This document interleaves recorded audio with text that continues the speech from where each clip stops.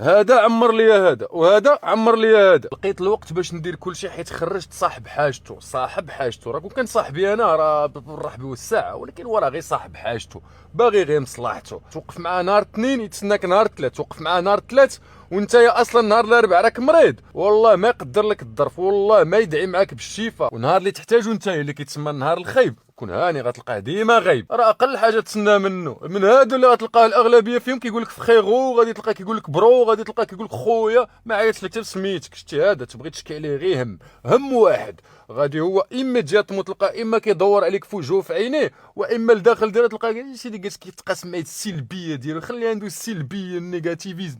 هذا النوع هذا ما عندك ما يعطيك، ما عنده ما يعطيك، راه فاقد الشيء لا يعطيه. راه ما تلقاهمش اذكياء يفكروا معاك في الحلول اللي كنت، هذوك راه كيخدموا غير حراميات باش يلقاو كيفاش يسكيفيوك ويعطيوك عذر. انت كتثق فيا وانا كنتقاسم معاك التجربه ديالي في سبيل الله. راه اكثر حاجه تقدر تخليك تهبط لتحت راه هي هذاك، راه هو هذاك النوع اللي الا كنتي انت شاد طريق الطلعه راه تلقاه هو اللي شاد لك الرجل الا لقيتي راسك واقف. والله العظيم الا منهم اللي حلبت عليهم الحليب ولواحد المده طويله وهما يدخل ليا غير في القطران، هو ما كاين غير يقطر ليا القطران ويقطروا ليا على البلاصه اللي كتضر. بزاف الناس كتانسبيرا مني وما عرفوش غير شنو اللي خلاني انا نوصل لهاد الدرجه هادي. شوف اخي العزيز، باش غير دابا قبيله عطيتك النصائح، دابا نعطي لك الحل.